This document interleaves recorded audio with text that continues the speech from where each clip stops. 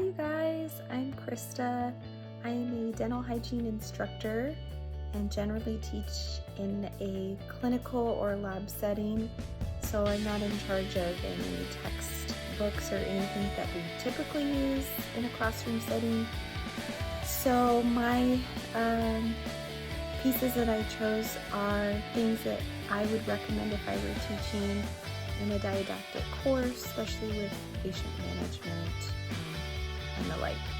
So I chose two different articles related to dentistry or healthcare, and the last thing I chose was a book. So I just wanted to go through those with you guys. And the book is generally speaking, so it's something I feel that every one of you could benefit from if you haven't already heard. So this is the first article I chose, called Cultivating Cultural Competency in the Dental Setting, and it's by Beth Monin. And this gives a great general overview of different statistics and different backgrounds, things like that. And then it also goes on to define what a culture is. So that can be any person's beliefs, values, attitudes, behaviors that are common within a group. And then being effectively communicating with people that may have different backgrounds than yourself. I think it goes along with the golden rule: you treat people how you want to be treated, but you should be aware of different cultures and things that you could potentially do that could offend someone. And so I found this really interesting, that it talks about microaggressions. And this concept map gives a good overview of how it can cascade and kind of blow up into that. And one thing that I've ran into with patients that English maybe isn't their first language is they have tried to be agreeable, smile, nod, when really they may not have understood what I was asking or saying. And I don't want that to happen. This gives a good example of put it up just a bit here, the teach back method and the learn model, and a lot of active listening, having the patient restate what you told them, if they can recollect it, answering questions, things like that. So good reminders, good things I think for students when they're nervous and in a hurry, they may forget to ask these types of things that they need to. And more statistics about oral health problems with certain ethnicities. It can be genetic as well, so something to be aware of. And then health literacy was really cool as well.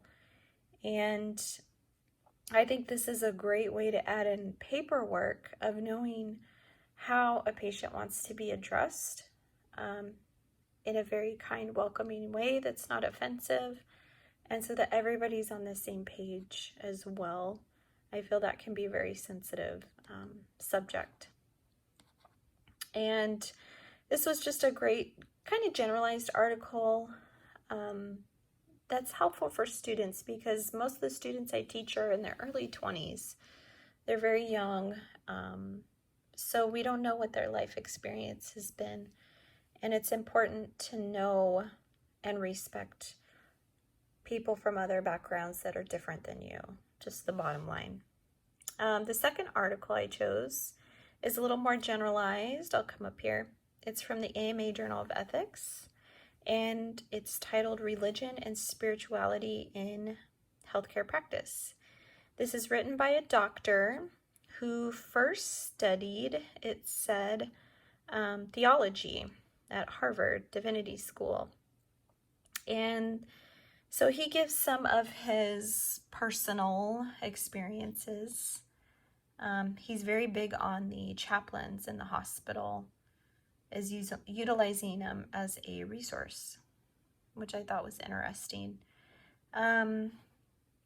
He goes on to say how educators need to add in spirituality and religion into their curriculum, which I think is good because I had a patient once um, that was going through a fast, and I wasn't too familiar with her religion, but she couldn't have anything, not even a drop of water from our operatory go down her throat.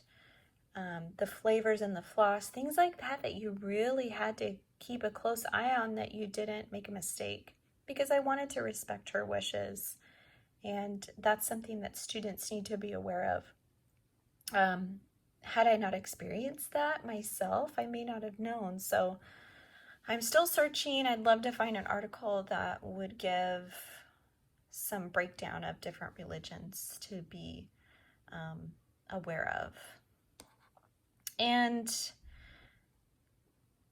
he goes on as well to talk about the chaplains again, how important those are, and also how a lot of social movements and charitable organizations have drawn their inspiration from religion and spirituality. To me, I was brought up in a very semi-strict Christian home. I feel it's important to respect everybody's religion. For some people, it's the sole center of their life. So treating patients as a whole person, respecting their wishes, is very, very important. So this was a really interesting article that would be beneficial for students. And the last thing I found is probably a book you may have heard of. This is just the website for the book, called the Five Love Languages, which is great for any of us. If you haven't read it, highly recommend that you do. You can also go on here and take a quiz to find out what your love language is. That's a tongue twister. They also have one for kids too, which is kind of interesting. I've never actually looked on that one. But if you haven't heard of it before, it's basically, how do you show you care? And how do you like to be shown that you are cared for? Is basically what that means.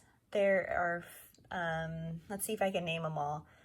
There's quality time, words of affirmation, physical affection, I forget the other two. You'll just have to read the book or take the quiz. But it's helpful to know not only if you're in a relationship, but also with your family, your friendships, your job relationships. I know that words of affirmation are a big deal for me. So when I'm at work, I like to be told, hey, you're doing great at this, or that's a great idea. I feel valued when I hear things like that. But how I show love is I like giving gifts. That's just what I do. So it's really interesting how we function and how we feel cared for. So I think for any person, really, this would be beneficial. So thank you so much, you guys, for listening. I hope maybe you have some new reading material you can look at. And I look forward to seeing all of yours. Thank you.